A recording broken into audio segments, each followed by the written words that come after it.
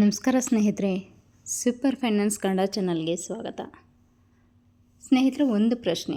ನಿಮ್ಮ ಕೈಯಲ್ಲಿ ಈಗ ಕೇವಲ 100 ರೂಪಾಯಿ ಇದ್ದರೆ ಅದೇ 100 ರೂಪಾಯಿ ಒಂದು ದಿನ 1 ಕೋಟಿ ಆಗಬಹುದು ಅಂದರೆ ನಂಬ್ತೀರಾ? ಬಹಳ ಜನ ಹೇಳ್ತಾರೆ, ನನ್ನ ಬಳಿ ಹಣ ಇಲ್ಲ, ನನ್ನ ಸಂಬಳ ತುಂಬ ಕಡಿಮೆ, ನಾನು ಮಿಡ್ಲ್ ಕ್ಲಾಸ್ ಅವನು. ಆದರೆ ಸತ್ಯ ಏನು ಗೊತ್ತಾ? ಶ್ರೀಮಂತರಾಗೋದು ದೊಡ್ಡ ಸಂಬಳದಿಂದಲ್ಲ, ಸಣ್ಣ ಹಣವನ್ನು ಸರಿಯಾಗಿ ಬಳಸೋದು ಮುಖ್ಯ. ಈ ವಿಡಿಯೋ ನಿಮ್ಮ ಜೀವನದ ಹಣದ ಬಗ್ಗೆ ಯೋಚಿಸುವ ರೀತಿಯನ್ನೇ ಬದಲಾಯಿಸಬಹುದು. ಇಂದು ನಾವು ನೋಡೋದು 100ರಿಂದ ಇನ್ವೆಸ್ಟ್ಮೆಂಟ್ ಹೇಗೆ ಶುರು ಮಾಡಬೇಕು, ಕಾಂಪೌಂಡಿಂಗ್ ಪವರ್ ಹೇಗೆ ಕೆಲಸ ಮಾಡುತ್ತದೆ, ಮಿಡ್ಲ್ ಕ್ಲಾಸ್ ಜನರು ಯಾವ್ಯಾವ ತಪ್ಪು ಮಾಡ್ತಾರೆ, ಕೋಟ್ಯಾಧಿಪತಿಗಳು ಹೇಗೆ ಹೆಚ್ಚಿಸ್ತಾರೆ, real road map to became crorepati. ಈ ವಿಡಿಯೋವನ್ನು ಕೊನೆವರೆಗೂ ನೋಡಿ, ಯಾಕಂದರೆ ಕೊನೆಯಲ್ಲಿ ನಾನು ನಿಮಗೆ ಒಂದು ಪವರ್ಫುಲ್ ಮನಿ ಫಾರ್ಮುಲಾ ಹೇಳ್ತೀನಿ. ಅದು ನಿಮ್ಮ ಒಂದು ಫ್ಯೂಚರ್ನೇ ಬದಲಾಯಿಸಬಹುದು. ಸ್ನೇಹಿತರೆ, ವಿಡಿಯೋದಲ್ಲಿ ಹೋಗೋದಕ್ಕೂ ಮೊದಲು ಒಂದು ಚಿಕ್ಕ ಡಿಸ್ಕ್ಲೈಮರ್. ಈ ವಿಡಿಯೋನಲ್ಲಿ ತಿಳಿಸ್ಕೊಡ್ತಕ್ಕಂಥ ಯಾವುದೇ ಇನ್ವೆಸ್ಟ್ಮೆಂಟ್ ಆಗಿರ್ಬೋದು, ಓನ್ಲಿ ಎಜುಕೇಷನಲ್ ಪರ್ಪಸ್ ಆಗಿರುತ್ತೆ. ಫರ್ದರ್ ನೀವು ಸ್ಟಡಿ ಮಾಡಿ ನಿಮ್ಮ ಒಂದು ಇನ್ವೆಸ್ಟ್ಮೆಂಟ್ ಡಿಸಿಷನ್ನ ತಗೋಬೋದು. ನಂಬರ್ 1, ಮನಿ ಮೈಂಡ್ಸೆಟ್. ಅಂದರೆ ಒಬ್ಬ ಬಡವ ಮತ್ತು ಒಬ್ಬ ಶ್ರೀಮಂತ ನಡುವಿನ ದೊಡ್ಡ ವ್ಯತ್ಯಾಸ ಏನು ಗೊತ್ತಾ? ಹಣ ಅಲ್ಲ, ಅವನ ಒಂದು ಮೈಂಡ್ಸೆಟ್, ಅವನ ಒಂದು ಯೋಚನೆ. ಬಡವರು ನಾವೆಲ್ಲ ಏನು ಥಿಂಕ್ ಮಾಡ್ತೀವಿ? ಸ್ಯಾಲ್ರಿ ಬಂದ ದಿನ ಖರ್ಚು ಮಾಡ್ತೀವಿ, ಮಂತ್ಲಿ EMI ಕಟ್ಟೋದಕ್ಕೆ ಶುರು ಮಾಡ್ತೀವಿ. EMI ಜೀವನ ನಮ್ಮದು. ಆ್ಯಂಡ್ ಶೋ ಆಫ್ ಮಾಡೋದಕ್ಕೆ ರೆಡಿಯಾಗಿರ್ತೀವಿ. ಅನವಶ್ಯಕತೆ ಇರುವ ವಸ್ತುಗಳನ್ನೆಲ್ಲ ಖರೀದಿ ಮಾಡಿ ಬೇರೆಯವ್ರಿಗೆ ತೋರಿಸ್ಕೊಳ್ಳೋದಕ್ಕೋಸ್ಕರ, ಶೋ ಆಫ್ ಮಾಡೋದಕ್ಕೋಸ್ಕರ ಇರ್ತೀವಿ. ಆ್ಯಂಡ್ ಇನ್ಸ್ಟ್ಯಾಂಟ್ ಹ್ಯಾಪಿನೆಸ್ ಬಗ್ಗೆ ಯೋಚನೆ ಮಾಡ್ತೀವಿ. ಈ ತಕ್ಷಣಕ್ಕೆ ನಮ್ಮ ಒಂದು ಹ್ಯಾಪಿನೆಸ್ ಯಾವ ರೀತಿ ಸಿಗುತ್ತೆ ಅಂತ ಯೋಚನೆ ಮಾಡ್ತೀವಿ. ಬಟ್ ಇದಕ್ಕೆ ಆಪೋಸಿಟಾಗಿ ಶ್ರೀಮಂತರು ಯೋಚನೆ ಮಾಡ್ತಾರೆ. ಆದರೆ ಶ್ರೀಮಂತರು ಏನು ಮಾಡ್ತಾರೆ ಗೊತ್ತಾ? ಮೊದಲು ಅವರ ಒಂದು ಇನ್ಕಮ್ ಬಂದ ತಕ್ಷಣ, ಸಂಬಳ ಬಂದ ತಕ್ಷಣ ಮೊದಲು ಇನ್ವೆಸ್ಟ್ಮೆಂಟ್ ಬಗ್ಗೆ ಯೋಚನೆ ಮಾಡ್ತಾರೆ, ಹೂಡಿಕೆ ಬಗ್ಗೆ ಯೋಚನೆ ಮಾಡ್ತಾರೆ. ಉಳಿದ ಹಣದಲ್ಲಿ ನಂತರ ಅವರು ಖರ್ಚು ಮಾಡ್ತಾರೆ. ಆ್ಯಂಡ್ ಮೂರನೇದು, ಅವರು ಅಸೆಟ್ಸ್ನ ಬಿಲ್ಡ್ ಮಾಡ್ತಾರೆ. ಅಸೆಟ್ಸ್ ಅಂದರೆ ಏನು? ಆಸ್ತಿಗಳನ್ನ ಬಿಲ್ಡ್ ಮಾಡ್ತಾರೆ ಅವರು. ಆ್ಯಂಡ್ ಅವರ ಒಂದು ವಿಷನ್ ಬಂದುಬಿಟ್ಟು ಲಾಂಗ್ ಟರ್ಮ್ ಥಿಂಕಿಂಗ್ ಇರುತ್ತೆ. ಅಂದರೆ 5 ಇಯರ್ಸ್ ಆದಮೇಲೆ ನಮ್ಮ ಒಂದು ಫೈನಾನ್ಷಿಯಲ್ ಗೋಲ್ ಯಾವ ರೀತಿ ಇರಬೇಕು, ಆಫ್ಟರ್ 10 ಇಯರ್ಸ್ ನಮ್ಮ ಒಂದು ಫೈನಾನ್ಷಿಯಲ್ ಸಿಚುವೇಶನ್ ಯಾವ ರೀತಿ ಇರಬೇಕು, ಈ ರೀತಿ ಅವರು ಲಾಂಗ್ ಟರ್ಮ್ ವಿಷನ್ ಇಟ್ಕೊಂಡು ಥಿಂಕ್ ಮಾಡ್ತಾರೆ. ನೀವು ಗಮನಿಸಿದ್ದೀರಾ ಸ್ನೇಹಿತರೆ? ಒಬ್ಬ ವ್ಯಕ್ತಿ 30,000 ಸ್ಯಾಲ್ರಿ ಇದ್ದರೂ ಸೇವ್ ಮಾಡ್ತಾನೆ. ಬಟ್ ಅದೇ ಇನ್ನೊಬ್ಬ ವ್ಯಕ್ತಿ 1 ಲ್ಯಾಕ್ ಸ್ಯಾಲ್ರಿ ಇದ್ರೂ ಸಾಲದಲ್ಲಿರ್ತಾನೆ. ಇದಕ್ಕೆ ಕಾರಣ ಏನು ಹೇಳಿ? ಇನ್ಕಮ್ ಅಲ್ಲ, ಅವರ ಒಂದು habits. Remember this line: small money invested consistently becomes massive wealth. ಚಿಕ್ಕ ಸಣ್ಣ ಅಮೌಂಟೇ ನೀವು ಕನ್ಸಿಸ್ಟೆಂಟಿಯಾಗಿ ಇನ್ವೆಸ್ಟ್ ಮಾಡಿದ್ರೆ ಒಂದು ದಿನ ಅದು ಹ್ಯೂಜ್ ವೆಲ್ತ್ ಆಗಿ ಕ್ರಿಯೇಟ್ ಆಗುತ್ತೆ. ಇದು ಯಾವುದೇ ರೀತಿ ಮ್ಯಾಜಿಕ್ ಅಲ್ಲ, ಇದು ಒಂದು mathematics. Number 2, power of compounding. ಸ್ನೇಹಿತರೆ, ಆಲ್ಬರ್ಟ್ ಐನ್ಸ್ಟೀನ್ ಒಂದು ಮಾತು ಹೇಳಿದ್ದಾರೆ, compound interest is the 8th wonder of the world ಅಂತಾರೆ. ಪ್ರಪಂಚದ 8ನೇ ಅದ್ಭುತ ಈ ಒಂದು ಕಾಂಪೌಂಡಿಂಗ್ ಇಂಟ್ರೆಸ್ಟ್ ಅಂತ ಕರೀತಾರೆ, ಚಕ್ರಬಡ್ಡಿ. ಕಾಂಪೌಂಡಿಂಗ್ ಅಂದರೆ ಏನು?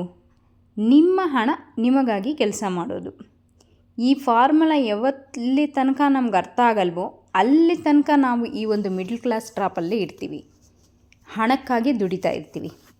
ಎಕ್ಸಾಂಪಲ್ ನೋಡಿ, ನೀವು ಪ್ರತಿದಿನ 100 ರೂಪಾಯಿ ಸೇವ್ ಮಾಡ್ತೀರಾ ಅಂತ ಇಟ್ಕೊಳ್ಳಿ, ಇನ್ವೆಸ್ಟ್ ಮಾಡ್ತೀರಾ.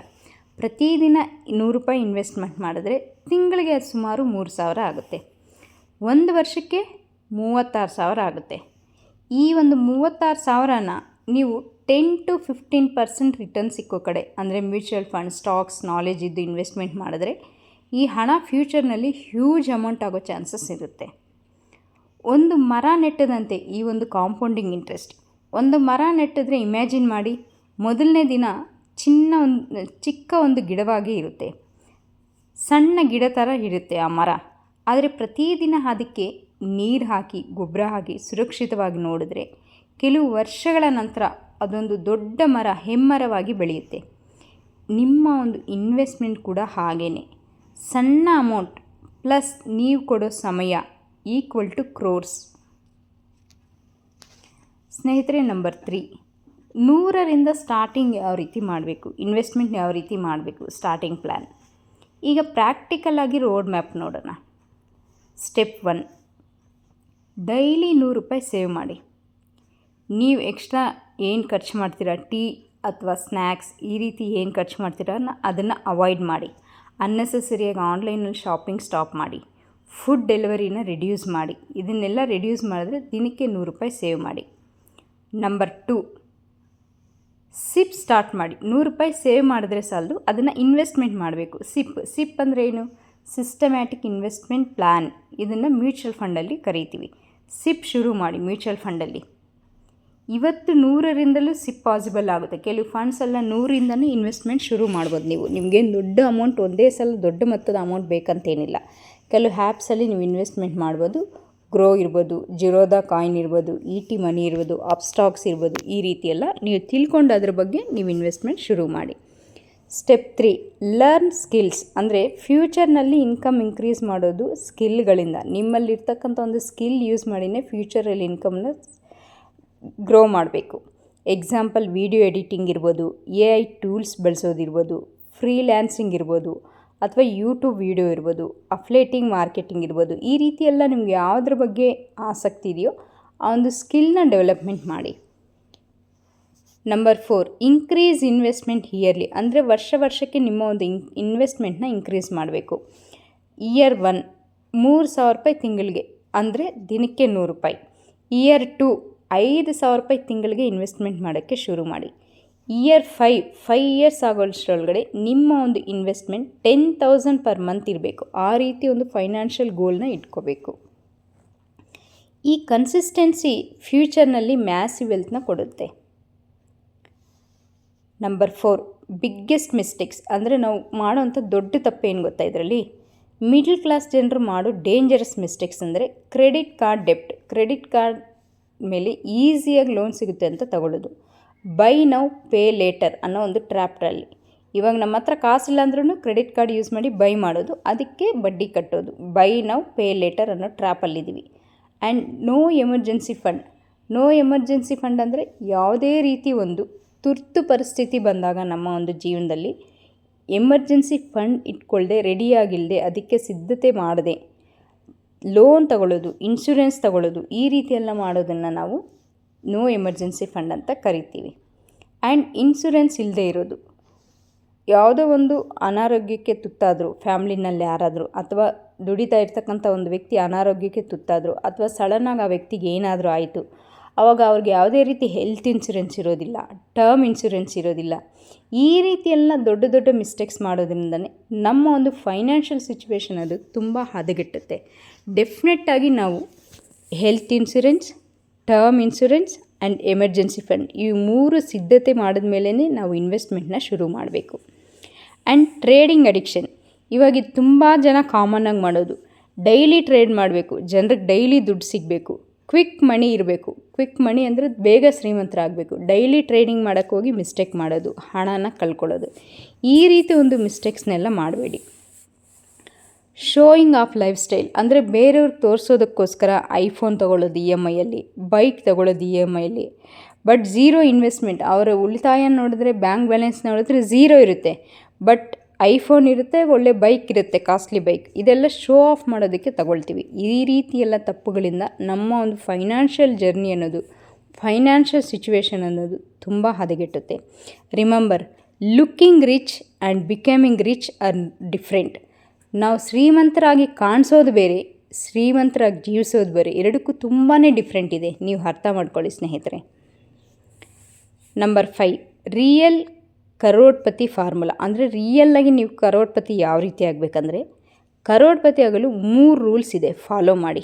Rule number 1, earn more. ಅಂದರೆ ನೀವಿವಾಗ ಏನು ಸಂಪಾದನೆ ಮಾಡ್ತಾಯಿದ್ದೀರಾ ಅದಕ್ಕಿಂತ ಹೆಚ್ಚಾಗಿ ಸಂಪಾದನೆ ಮಾಡೋದಕ್ಕೆ ಶುರು ಮಾಡಿ. ಅಂದರೆ ಎಕ್ಸ್ಟ್ರಾ ಇನ್ಕಮ್ಗೆ ಮೇಯ್ನ್ ಇನ್ಕಮ್ ಜೊತೆಗೆ ಪ್ಲಸ್ ಸೈಡ್ ಇನ್ಕಮ್ನ ಆ್ಯಡ್ ಮಾಡಿ.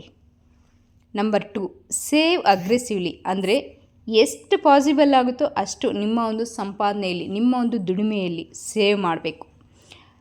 ಇನ್ಕಮ್ ಹೆಚ್ಚಾದಂತೆ ಎಕ್ಸ್ಪೆನ್ಸಸ್ನ ಜಾಸ್ತಿ ಮಾಡಬಾರ್ದು. ಇನ್ಕಮ್ ಹೆಚ್ಚಾದಂತೆ ನಿಮ್ಮ ಖರ್ಚನ್ನ ಜಾಸ್ತಿ ಮಾಡಬಾರ್ದು. ನಿಮ್ಮ ಒಂದು ಸೇವಿಂಗ್ಸ್ನ ಜಾಸ್ತಿ ಮಾಡಬೇಕು. Rule number 3, invest consistently. ಅಂದರೆ ರೆಗ್ಯುಲರಾಗಿ ಇನ್ವೆಸ್ಟ್ಮೆಂಟ್ ಮಾಡಿ, ಮಂತ್ಲಿ ಇನ್ವೆಸ್ಟ್ಮೆಂಟ್ ಮಾಡಿ. ಮಾರ್ಕೆಟ್ ಅಪ್ ಇರಲಿ ಡೌನ್ ಇರಲಿ ಅದ್ರ ಚಿಂತೆ ನಿಮಗೆ ಬೇಡ. ನೀವು ಕನ್ಸಿಸ್ಟೆಂಟಿಯಾಗಿ ಒಳ್ಳೆ ಸ್ಟಾಕ್ಸಲ್ಲಿ ಇನ್ವೆಸ್ಟ್ಮೆಂಟ್ ಮಾಡಿ. ಆದರೆ ಲಾಂಗ್ ಟರ್ಮ್ ವಿನ್ನರ್ಸ್ ಪೇಷನ್ಸ್ ಇರ್ತಾರೆ. ಅಂದರೆ ಲಾಂಗ್ ಟರ್ಮ್ ವಿನ್ ಆಗಬೇಕಂದ್ರೆ, ನೀವು ಹೆಚ್ಚು ಅಮೌಂಟ್ನ ಗಳಿಸ್ಬೇಕಂದ್ರೆ ನಿಮಗೆ ಸ್ಟಾಕ್ ಮಾರ್ಕೆಟಲ್ಲಿ ಪೇಷನ್ಸ್ ಅನ್ನೋದು ಇರಲೇಬೇಕು. ಸ್ನೇಹಿತರೆ, time is more powerful than money. ಅಂದರೆ ಟೈಮ್ ಅನ್ನೋದು ತುಂಬ ಇಂಪಾರ್ಟೆಂಟ್ ನಿಮಗಿಲ್ಲಿ. ನೀವು ಎಷ್ಟು ಬೇಗ ಅರ್ಲಿ ಇನ್ವೆಸ್ಟ್ಮೆಂಟ್ ಸ್ಟಾರ್ಟ್ ಮಾಡ್ತೀರೋ, ಎಷ್ಟು ಲಾಂಗ್ ಟರ್ಮ್ಗೆ ಇನ್ವೆಸ್ಟ್ಮೆಂಟ್ ಮಾಡ್ತೀರೋ, ನಿಮ್ಗೆ ಅದು ಸಕ್ಸಸ್ ಅನ್ನೋದು ಅಷ್ಟು ಜಾಸ್ತಿ ಸಿಗುತ್ತೆ. Early start is huge advantage. ಬೇಗ ಸ್ಟಾರ್ಟ್ ಮಾಡಿದ್ರೆ ನಿಮಗೆ ಒಂದು ದೊಡ್ಡ ಅಡ್ವಾಂಟೇಜ್ ಅನ್ನೋದು ಸಿಗುತ್ತೆ. Number 6, emotional. ಒಬ್ಬ ಮಿಡ್ಲ್ ಕ್ಲಾಸ್ ಹುಡುಗ ಸ್ಮಾಲ್ ಟೌನ್ ಅಂದರೆ ಒಂದು ಚಿಕ್ಕ ಒಂದು ಟೌನಲ್ಲಿ ನಾರ್ಮಲ್ ಸ್ಯಾಲ್ರಿ 15,000 10,000 ಸ್ಯಾಲ್ರಿ ಸಂಪಾದನೆ ಮಾಡ್ತಾಯಿರ್ತಾನೆ. ಬಟ್ ಆದರೆ ಅವನಿಗೊಂದು ಹ್ಯಾಬಿಟ್ ಇರುತ್ತೆ. ಏನಪ್ಪ ಅದಂದ್ರು ಎವ್ರಿ ಮಂತ್ ಇನ್ವೆಸ್ಟ್ಮೆಂಟ್ ಮಾಡೋ ಅಂತ ಒಂದು ಹ್ಯಾಬಿಟ್ ಇರುತ್ತೆ. ಅವ್ನಿಗೆ ಬರ್ತಾ ಇರ್ತಕ್ಕಂಥ ಕಡಿಮೆ ಸಂಬಳ, ಬಟ್ ಅವನಿಗೊಂದು ಅಡಿಕ್ಷನ್ ಹ್ಯಾಬಿಟ್ ಏನಪ್ಪ ಅಂದರೆ ಬಂದಿದ್ದನ್ನು ಮಂತ್ಲಿ ಕಂಪಲ್ಸರಿ ಅವನು ಇನ್ವೆಸ್ಟ್ಮೆಂಟ್ ಮಾಡ್ತಾಯಿದ್ದ ಸ್ವಲ್ಪ ಅಮೌಂಟ್ನ. ಫ್ರೆಂಡ್ಸ್ ಎಲ್ಲ ಪಾರ್ಟಿ ಮಾಡ್ತಿದ್ರು, ಬಟ್ ಅವನೇನು ಮಾಡ್ತಾಯಿದ್ದ, ಸಿಪ್ ಮಾಡ್ತಿದ್ದ. ಮ್ಯೂಚುವಲ್ ಫಂಡಲ್ಲಿ ಸಿಪ್ ಮಾಡ್ತಿದ್ದ ಅಮೌಂಟ್ನ. 10 years ಲೇಟರ್ ಅವನ ಫ್ರೆಂಡ್ಸ್ ಇನ್ನೂ EMI ಪೇ ಮಾಡ್ತಾಯಿದ್ರು. ಯಾವುದೇ ಒಂದು ವಸ್ತು ತೊಗೋಬೇಕಂದ್ರೂ EMI ಪೇ ಮಾಡಿ ಆ ವಸ್ತುನ ಖರೀದಿ ಮಾಡ್ತಾಯಿದ್ರು ಅವ್ರ ಫ್ರೆಂಡ್ಸ್ ಎಲ್ಲ. ಬಟ್ ಆದರೆ ಅವನ ಒಂದು ಇನ್ವೆಸ್ಟ್ಮೆಂಟ್ಸ್ ಅವನಿಗೆ ಫ್ರೀಡಮ್ ಅನ್ನೋದು ತಂದುಕೊಟ್ಟಿತ್ತು. ಇದರಿಂದ ನಮಗೊಂದು ಲೆಸನ್ ಏನು ಗೊತ್ತಾ ಸ್ನೇಹಿತರೆ, ವೆಲ್ತ್ ಸ್ಲೋಲಿ ಬಿಲ್ಡ್ ಆಗುತ್ತೆ. But one day suddenly people ಹೇಳ್ತಾರೆ ಕಾಲ್ ಯು ಲಕ್ಕಿ ಪರ್ಸನ್ ಅಂತ. ವೆಲ್ತ್ ಅನ್ನೋದು ಸ್ಲೋ ಆಗಿ ಗ್ರೋ ಆಗುತ್ತೆ. ಬಟ್ ಒಂದಿನ ಜನ ನಿಮ್ಮನ್ನು ಏನಂತಾರೆ, ಅವನು ತುಂಬ ಲಕ್ಕಿಯಪ್ಪ, ಅವನ ಸ್ಟಾಕ್ಸಲ್ಲಿ ಇಷ್ಟು ಅಮೌಂಟ್ ಬಂತು, ಮ್ಯೂಚುವಲ್ ಫಂಡಲ್ಲಿ ಇಷ್ಟು ಅಮೌಂಟ್ ಬಂತು. ಬಟ್ ಅವನು ಸುಮಾರು ವರ್ಷಗಳಿಂದ ಇನ್ವೆಸ್ಟ್ಮೆಂಟ್ ಮಾಡಿ ಬಂದಿರ್ತಾನಲ್ಲ, ಅದು ಜನರಿಗೆ ಕಾಣಿಸೋದಿಲ್ಲ. ಸ್ನೇಹಿತರೆ, ನಿಮ್ಮ ಬಳಿ ಈಗ 100 ರೂಪಾಯಿ ಇದ್ದರೆ ಟೆನ್ಷನ್ ಬೇಡ. Important thing is start. ಯಾಕಂದರೆ ಕೋಟ್ಯಾಧಿಪತಿಗಳು ಬಾರ್ನ್ ಆಗೋದಿಲ್ಲ, ಅಂದರೆ ಹುಟ್ಟೋದಿಲ್ಲ, ಬಿಲ್ಡ್ ಆಗ್ತಾರೆ. ಕೋಟ್ಯಾಧಿಪತಿ ಅನ್ನೋದು ಹುಟ್ಟೋದು ತುಂಬ ಕಡಿಮೆ, ಅತಿ ತೀರ ಕಡಿಮೆ. ನಮ್ಮ ಇವಾಗ ಸೊಸೈಟಿನಲ್ಲಿ ತೊಗೊಂಡ್ರೆ ಕರೋಡ್ಪತಿ ಅಂತ ಏನು ಕರಿತೀವಿ ತುಂಬ ಜನ, ಬಾರ್ನ್ ಕರೋಡ್ಪತಿ ಅನ್ನೋದು ತುಂಬ ಕಡಿಮೆ. ಬಿಲ್ಡ್ ಆಗಿರೋರು ಅಂದರೆ ಅವರ ಒಂದು ಅವರ ಒಂದು ಕರೋಡ್ಪತಿ ವೆಲ್ತ್ನ ಕ್ರಿಯೇಟ್ ಮಾಡಿರೋದು ಅವರೇ, ಬಿಲ್ಡ್ ಮಾಡಿರೋದು ಅವರೇ. ಇಂದು ನೀವು ತೆಗೆದುಕೊಳ್ಳುವ ಸ್ಮಾಲ್ ಫೈನಾನ್ಷಿಯಲ್ ಡಿಸಿಷನ್ ನಿಮ್ಮ ಫ್ಯೂಚರ್ ಜನ್ರೇಷನ್ನು ಸಹ ಚೇಂಜ್ ಮಾಡಬಹುದು. ಈ ವಿಡಿಯೋ ನಿಮಗೆ ಯೂಸ್ಫುಲ್ ಅನಿಸಿದರೆ ಲೈಕ್ ಮಾಡಿ, ಶೇರ್ ಮಾಡಿ ಮತ್ತು ಸಬ್ಸ್ಕ್ರೈಬ್ ಮಾಡಿ. ನೆಕ್ಸ್ಟ್ ವಿಡಿಯೋನಲ್ಲಿ ನಾವು ನೋಡೋದು ಮಿಡ್ಲ್ ಕ್ಲಾಸ್ರಿಂದ ಫೈನಾನ್ಷಿಯಲ್ ಫ್ರೀಡಮ್ ಹೇಗೆ ಪಡೆಯೋದು. Thank you for watching this video.